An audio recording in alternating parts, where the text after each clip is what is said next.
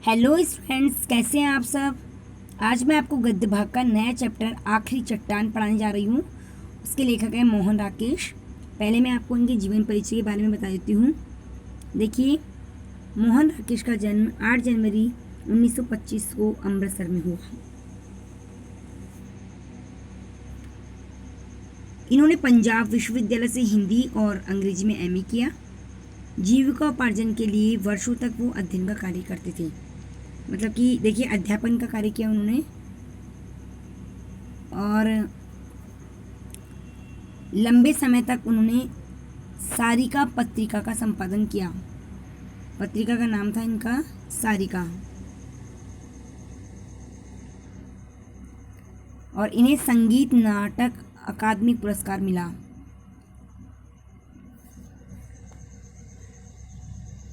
संगीत नाटक अकादमी पुरस्कार दिया गया था। और कब दिया गया था? 1968 में। और देखिए, 3 दिसंबर 1972 को दिल्ली में इनका निधन हो जाता है, मृत्यु। अब आ जाइए इनकी प्रमुख कृतियाँ या फिर हम इनको कृतियाँ ही बच्चों रचनाएं कहलाती हैं। रचनाएं भी बोलते हैं इनको। उपन्यास देखिए, अंधेरे बंद कमरे, अंतराल, न आने वाला कल। नाटक भी लिखे इन्होंने, आषाढ़ का एक दिन, लहरों के राजहंस, आधे अधूरे। कहानी संग्रह में क्वार्टर तथा अन्य कहानियाँ, वारिस तथा अन्य कहानियाँ। निबंध भी लिखी इन्होंने, परिवेश। भ्रमण वृत्तांत में आखिरी चट्टान तक, जो हम आपको पढ़ाएंगे। पाठ के परिचय में देखिए, प्रस्तुत जो पाठ है वो आखिरी चट्टान एक रोचक और यात्रा संस्मरण है। यानी इसमें रोचक वर्णन किया गया कि लेखक किस प्रकार से एक यात्रा करता है और वो यादगार यात्रा बन जाती है। दिसंबर 1952 से फरवरी 1953 के बीच मोहन राकेश ने गोवा से कन्याकुमारी तक की यात्रा की थी। और मानव मनोविज्ञान और सामाजिक संरचना की सूक्ष्म समझ के कारण यह यात्रा वृत्तांत भौतिक विवरण और आंतरिक मनोदशा का उदाहरण बन गई। भाषा इतनी पारदर्शी है कि लेखक के अनुभव पाठकों के अनुभव में रूपांतरित हो जाते हैं। कन्याकुमारी के सूर्यास्त और सूर्य उदय का अत्यंत सूक्ष्म अंकन इस पाठ में किया गया है। यानी कई बार पूछ लेता है लेखक कि इस पाठ में क्या इसकी खासियत बताइए, विशेषता। तो आप बताएंगे इसमें कि कन्याकुमारी के सूर्यास्त एवं सूर्योदय का अत्यंत सूक्ष्म अंकन किया गया है। मानो लेखक ने क्या किया हो, कलम से प्रकृति का चित्रण किया हो।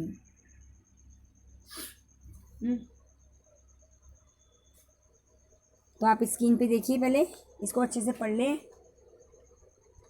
अगर आपको फिर भी नहीं समझ में आए तो पूछिए। इसके बाद में मैं पाठ शुरू कर रही हूँ।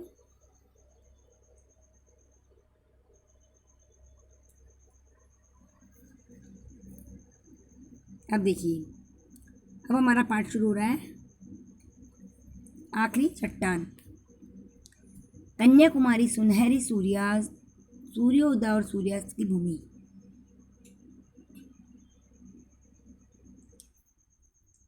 कैप होटल के आगे बने बाथ टैग के बाईं तरफ समुद्र के अंदर से ऊपरी स्वाहा चट्टानों में से एक पर खड़ा होकर मैं देर तक भारत के स्थल भाग की आखिरी चट्टान को देखता रहा। यहाँ पे मैं कौन है? लेखक। पृष्ठभूमि में कन्याकुमारी के मंदिर की लाल और सफ़ेद लकीरें चमक रही थी। अरब सागर, हिंद सागर, बंगाल की खाड़ी, इन तीनों के संगम स्थल सी वह चट्टान जिस पर कभी स्वामी विवेकानंद ने समाधि लगाई थी, हर तरफ से पानी की मार सहती हुई स्वयं भी समाधि स्थिति सी लग रही थी। देखिए बच्चों, इसमें 2 क्वेश्चन क्लियर हो रहे हैं। ये जो आपको दिखाई दे रहा है संगम स्थल बता दिया इसने। क्वेश्चन आपके अति का क्वेश्चन हो गया, ये आंसर हो गया। अरब सागर, हिंद महासागर, बंगाल की खाड़ी। और जैसे समाधि विवेकानंद, किसने लगाई थी समाधि? स्वामी विवेकानंद ने। तो ये 2 क्वेश्चन क्लियर हो गए आपके। जब भी आप पाठ पढ़ें तो ध्यान से पढ़ेंगे, क्योंकि इसमें अंदर अंदर से क्वेश्चन पूछता है वो। हिंद महासागर की ऊंची ऊंची लहरें मेरे आसपास के शाह चट्टानों से टकरा रही थी। बल खाती लहरें रास्ते की नुकीली चट्टानों से कटती हुई आती थी, जिससे उनके ऊपर चूरा बूंदों की जालियां बन जाती थी। मैं देख रहा था और अपनी पूरी चेतना से महसूस कर रहा था शक्ति का विस्तार, विस्तार की शक्ति। लेखक अपने अनुभव बता रहा है। तीनों तरफ से क्षितिज तक पानी ही पानी था, फिर भी सामने का क्षितिज हिंद महासागर का अपेक्षा अधिक दूर, अधिक गहरा जान पड़ता था। लगता था कि उस ओर दूसरा छोर है ही नहीं, मतलब कि अथाह सागर था। लेखक बताना चाह रहा है कि उसने जो दृश्य देखा वो ऐसा लग रहा था कि दूसरा किनारा मुझे मिलेगा ही नहीं, इतनी तेजी से वहाँ पानी पानी दिखाई दे रहा था। तीनों ओर के क्षितिजों को आंखों में समेटता मैं कुछ देर भूल रहा था कि मैं हूँ एक जीवित व्यक्ति, दूर से आया यात्री, एक दर्शक। उस दृश्य के बीच में जैसे दृश्य का एक हिस्सा बनकर खड़ा रहा। बड़ी बड़ी चट्टानों के बीच एक छोटी सी चट्टान। जब अपना होश हुआ तो देखा कि मेरी चट्टान भी तब तक बढ़ते पानी में काफ़ी गिर गई थी। मेरा पूरा शरीर सिहर गया, यानी पानी को देख करके लेखक घबरा गया। मैंने एक नज़र फिर सामने के उमड़ते विस्तार पर डाली और पास ही की सुरक्षित चट्टान पर कूदकर दूसरी चट्टान पर होता हुआ किनारे पर पहुंच गया। पश्चिमी क्षितिज में सूर्य धीरे धीरे नीचे जा रहा था। मैं सूर्यास्त की दिशा में चलने लगा। दूर पश्चिमी तट रेखा के एक मोड़ के पीली रेत का एक ऊंचा टीला नजर आ रहा था। सोचा उस टीले पर जाकर सूर्यास्त देखूंगा। लेखक को बड़ी तमन्ना थी कि सूर्य उदय कैसे होता है और सूर्यास्त कैसे होता है, कन्याकुमारी का दृश्य देखना चाहता था। अभी बता रहा है यात्रियों की कितनी ही टोलियां उस दिशा में जा रही थी। मतलब लेखक अकेला नहीं था, वहाँ सभी थे। मेरे आगे कुछ मिशनरी युवतियां मोक्ष की समस्या पर विचार करती चल रही थी। मैं उनके पीछे पीछे चलने लगा, चुपके से मोक्ष का कुछ रहस्य पा लेने के लिए। यूं उनकी बातों से कहीं रहस्यमय आकर्षक उनके युवा शरीरों में से था। पीली रेत की पृष्ठभूमि में उनके लबादों के हिलते हुए शाह सफ़ेद रंग बहुत ही आकर्षक लग रहे थे। मोक्ष का रहस्य अभी बीच में ही था कि हम लोग टीले पर पहुंच गए। और देखिए यह वह सेड हिल थी। सेड हिल ये भी आपके क्वेश्चन में से आया हुआ है, जिसकी चर्चा मैं वहाँ पहुँचने के बाद से ही सुन रहा था। सेड हिल पर बहुत से लोग थे, 8-10 नवयुवतियाँ, 6-7 नवयुवक और 2-3 गांधी टोपी वाले व्यक्ति। वे शायद सूर्यास्त देख रहे थे। गवर्नमेंट गेस्ट हाउस के बैरे किसे कहते हैं, जो ये गाइड बोलते हैं ना, उन्हें सूर्यास्त के समय की कॉफ़ी पिला रहे थे। उन लोगों के वहाँ होने से सैलहीन बहुत रंगीन हो उठी थी। कन्याकुमारी का सूर्यास्त देखने के लिए उन्हें विशेष रुचि के साथ सुंदर रंगों का रेशम पहना था। हवा समुद्र की तरह उस रेशम से भी लहरें पैदा कर रही थी। मिशनरी युवतियाँ वहाँ आकर थकी सी एक तरफ बैठ गई। उस पूरे कैनवास में एक तरफ छिटके हुए कुछ बिंदुओं की तरह उनसे कुछ दूरी का एक रंगीन बिंदु में ज़्यादा देर अपनी जगह स्थिर नहीं रहा। सैलैंड के सामने का पूरा विस्तार तो दिखाई दे रहा था, पर अरब सागर की तरफ एक और ऊंचा टीला था जो उधर के विस्तार को ओट में लिए हुए था। सूर्यास्त पूरे विस्तार की पृष्ठभूमि में देखा जा सके, इसके लिए मैं कुछ देर सैलहीन पर रुका और आगे उस टीले की तरफ चल दिया। पर रेत पर अपने अकेले कदमों को घसीटता वहां पहुंचा तो देखा कि उससे आगे उससे भी ऊंचा एक और टीला है। जल्दी जल्दी चलते हुए मैंने एक के बाद एक कई टीले पार कर लिए। टांगें थक रही थी, मन थकने को तैयार नहीं था। मतलब लेखक कह रहा है कि टांगें तो मेरी थक गई थी, लेकिन मेरा मन थकने को तैयार नहीं था।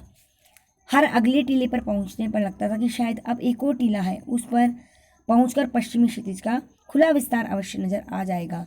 सचमुच एक टीले पर पहुंचकर वह खुला विस्तार सामने फैला दिखाई दे गया। वहां से दूर तक रेत की लंबी ढलान थी, जैसे वह टीले से समुद्र में उतरने का रास्ता हो। सूर्य तब तक पानी से थोड़ा ही ऊपर था। अपने प्रयत्न की सार्थकता से संतुष्ट होकर मैं टीले पर बैठ गया। ऐसे जैसे वह टीला संसार की सबसे ऊंची चोटी हो और सिर्फ मैंने उस चोटी को पहली बार सर किया हो, यानी पार किया हो। देखिए बच्चों, पैराग्राफ बना हुआ है, एक पैराग्राफ हमारा पूरा हो चुका है। सेकंड में देखिए, पीछे दाईं ओर दूर दूर तक हटकर उसे नारियल के झुरमुट नजर आ रहे थे, यानी नारियल के पेड़ बहुत ज़्यादा थे। कन्याकुमारी में नारियल के पेड़ ज़्यादा मिलेंगे। गूंज से हुई तेज हवाओं से उनकी टहनियाँ ऊपर को उड़ रही थी। आकाश की तरफ उठ करके हिलती हुई वे टहनियाँ ऐसा लग रही थी जैसे उन्मुक्त रति के क्षणों में किन्हीं नगरमन युवतियों की बाहें हों। पश्चिमी तट के साथ साथ सूखी पहाड़ियों की एक श्रृंखला दूर तक चली गई थी, जो सामने फैली रेत के कारण बहुत ही रूखी और बीहड़ और वीरान लग रही थी। सूर्य पानी की सतह के पास पहुंच गया था। सुनहरी किरणों ने पीली रेतों को एक नया रंग दे दिया और उस रंग में रेत इस तरह चमक रही थी जैसे अभी अभी इसका निर्माण करके उसे वहां उड़ेला गया हो। मैंने उस रेत पर दूर तक बने अपने पैरों के निशानों को देखा। लगा जैसे रेत का कुंवारापन पहली बार उस निशानों से टूटा हो। इससे मन में एक सिहरन भी हुई, हल्की उदासी भी घिर आई। देखिए पाठ बहुत बड़ा है और अब जो मैं पढ़ाने जाऊंगी आपको, ये आपकी सह प्रसंग व्याख्या में आएगा कि सूर्य का गोला, जो मैंने आपको स्क्रीन पे दिखाया है, सूर्य का गोला पानी की सतह से छू गया, तो ये आपके हैं सह प्रसंग व्याख्या।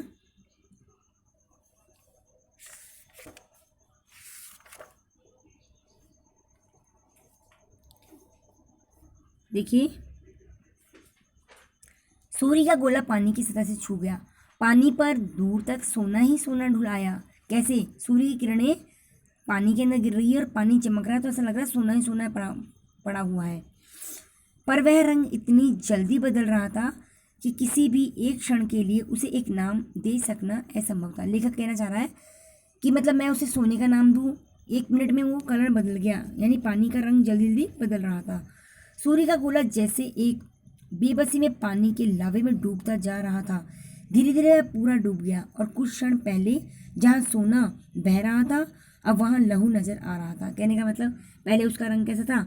स्वर्ण के समान था। फिर लहू का मतलब क्या हुआ कि फिर क्या कि लाल रंग का दिखाई देने लगा।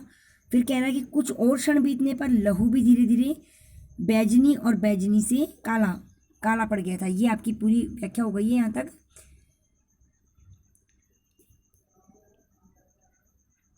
तो आप व्याख्या तो ही करेंगे, फिर हम आपको कल पढ़ाएंगे। अब और अभी आपको व्याख्या करनी है कॉपी के अंदर, और अगर आपको समझ में नहीं आए तो आप मुझसे वापस पूछ सकते हैं।